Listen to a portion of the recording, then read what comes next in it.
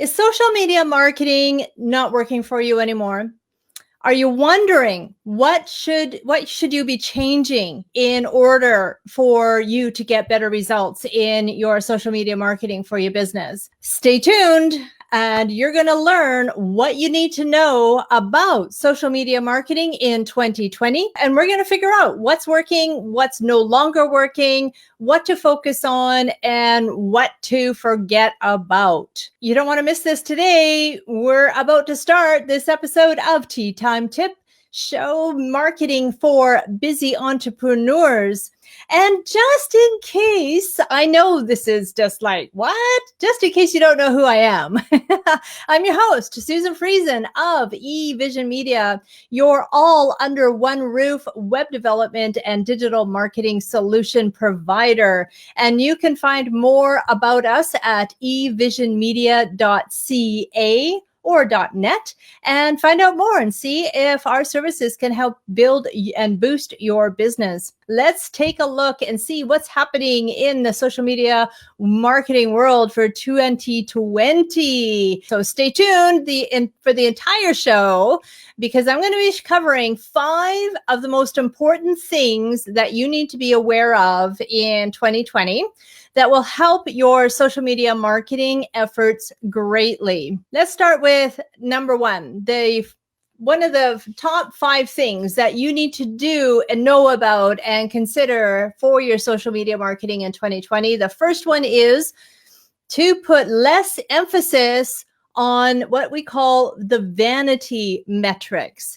And so the vanity metrics is basically how many likes you get, how many friends you have, how many likes to have on a post. The comments is kind of important. So I'm not going to say the vanity metrics for the comments and the shares. Those are still kind of important, but it's how many people who have liked your page, how many people have liked your post. Those kinds of vanity metrics really are pretty much worthless. And if you have been noticing that Instagram has been testing this out and getting rid of the like button on Instagram. So let me know if that's happened to you. I'm pretty sure it's rolled out to everybody now. It's pretty much obvious that Facebook is going to follow suit, which is really good news, because not only for you as a business person, but also for the user, because then there's just not that anxiety of liking or commenting on a post if you see that there hasn't been any other likes, right? And so we as a business person, we want people to comment on our post. And so we don't want the number of likes to influence that. And you as a user will be hopefully more inclined to actually leave a comment on a post and share it if you think that your followers would really appreciate that. And then in kind, the same thing will happen for you. People will coming to your page and seeing your posts will be more inclined to leave comments as opposed to just quickly clicking the like button and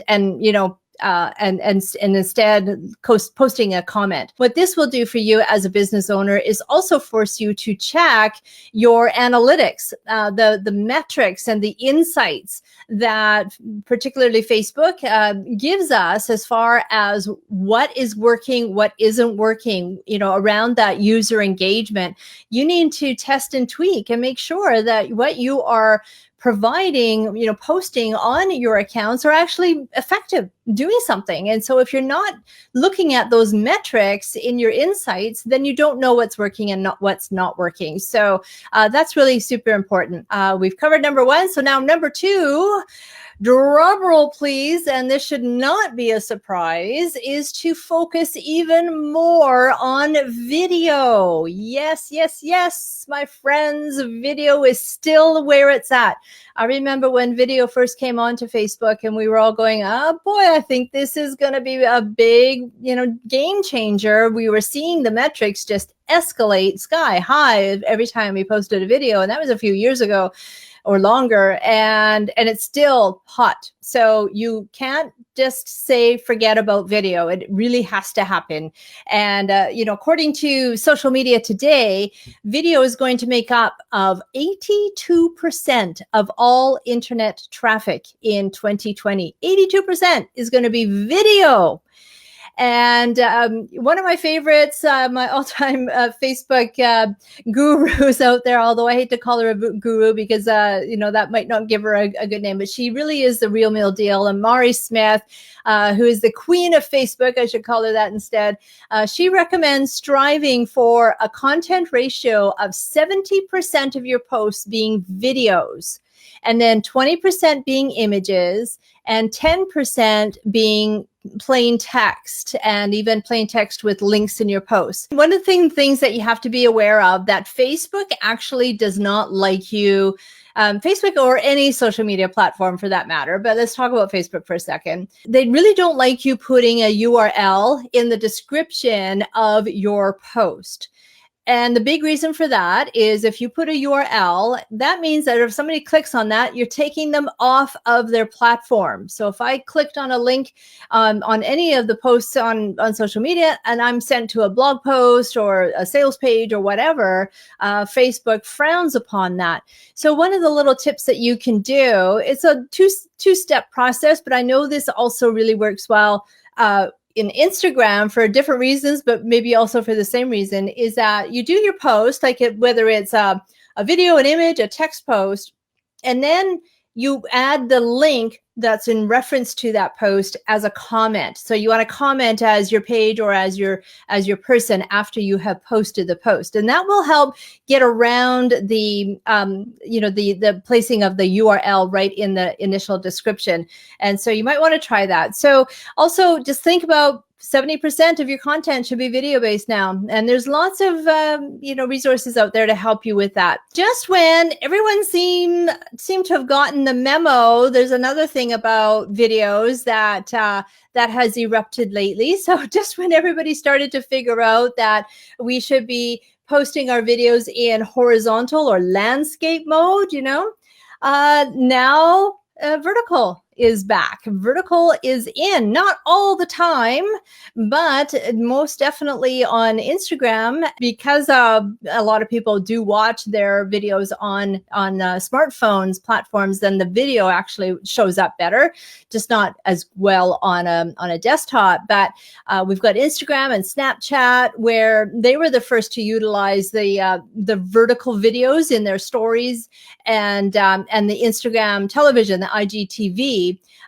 Also allows vertical, but IGTV now also allows horizontal. And so that was good news for anybody who has pre-created content in the horizontal format, the landscape format, so that they can also upload those videos, but they don't show up quite as well. It is much better if you go in the vertical format for IGTV.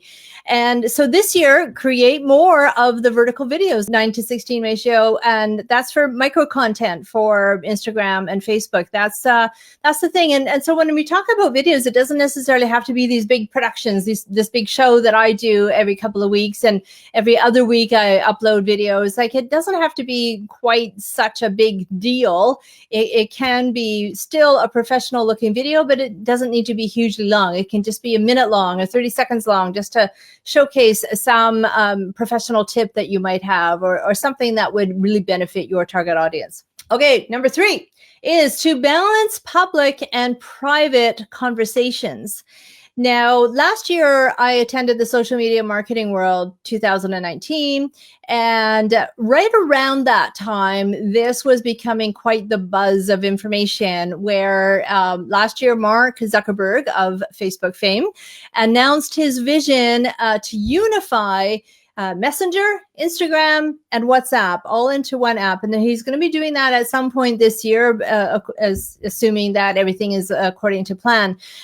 So what this means is we're going to expect to see more private conversations between businesses and consumers using those kinds of app, that kind of app. That, even I've noticed a huge increase in using Messenger as a tool for conversations with clients. But at the end of the day, all of those tools are going to get combined into one. So it's going to be a lot easier to use that private messaging service as a means of communication. You want to drive brand awareness using your public feeds on social media, and then use those private channels to engage one-on-one with your customers. So it's not to say that, we're just going to get rid of our Facebook page and our groups and all that kind of stuff. That's not the thing. But what we do want to do is use all of our social media public channels to engage and to nurture an audience, to showcase our expertise, and to, just get yourself visible. And then you want to bring those conversations as quickly as possible with people who are interested in doing business with you, who have questions about your business, or existing clients who need to have a communication with you. That will be all taken much more privately in one of those apps, as opposed to the traditional phone or even email. So as an example, you could add a messenger chat bot to your website to encourage these one-on-one conversations. So messenger doesn't necessarily mean it's always going to be stuck within Facebook, right? The Messenger app actually has a lot of features, and you could use that as an ability to chat on your website. If somebody comes to your website and they have questions, they can ask you a question on Messenger that's sitting within your website. Number 4 is to build communities. Now, we've actually seen a big comeback with LinkedIn groups lately. There's been, more and more, buzz about the benefits of LinkedIn groups. And LinkedIn groups give your business an opportunity to create a discussion board that's related to your industry. And of course, Facebook groups the same way. And this provides you with the opportunity to start an interest group of like-minded people that is very specific to your product or your service or your expertise. And so groups really is something also that Mark Zuckerberg was referencing last year, that groups is where it's going to be. People are going to feel much more comfortable to have conversations in there. You can really, gain much more of an intimate setting with your audience in a group, as opposed to just all of their on your public pages. So that's something to really consider, is to create a group either in LinkedIn or in Facebook, and start building your own community of people who share the same interests of you. And that's an excellent way of showcasing your business. But of course, you do have to be careful that you don't use your group as a means of just nothing but advertising and promotion. That would be a huge turnoff, and people will leave your group in droves. Or what will happen is they will just start to do nothing but promote and advertise their stuff. And then that is a huge turnoff for somebody coming to the group. When they see nothing, there's no value in there. All they see is promotion. And honestly, if you are in a group right now where it allows that, where everybody's just promote, I can tell you that the odds of somebody actually seeing your post is pretty slim. So think about it when you do it. And obviously there's always going to be rules, exceptions to the rule, but it might be a very small percentage. But think about if you are in one of those groups and it allows a free-for-all of promotion and advertising and very little of anything else. When you post a promotion or advertisement post, do you actually go and check out what the other people are doing? Maybe you do. And I suspect that if you do, you are of the minority. Most people are only there to quickly post their promo and they're gone. They're out of there. And so really, try to avoid getting into that mindset of thinking that that's actually helping. Okay. And I'll just put this over from Daniel. Over promotion is so epidemic and such a major turnoff. I'm glad you're emphasizing this. It is an epidemic, and it is a turnoff for sure for me. So let me know, what about you guys watching? Or do you find in groups or in somebody's page or anywhere on social media, do you find the over promotion, like is it an epidemic in your mind too? And if it is, then let's be the people who aren't subscribing to that theory of just constantly push and actually bring something of value to the people who are following you. Number 5, use the right platforms for the right things.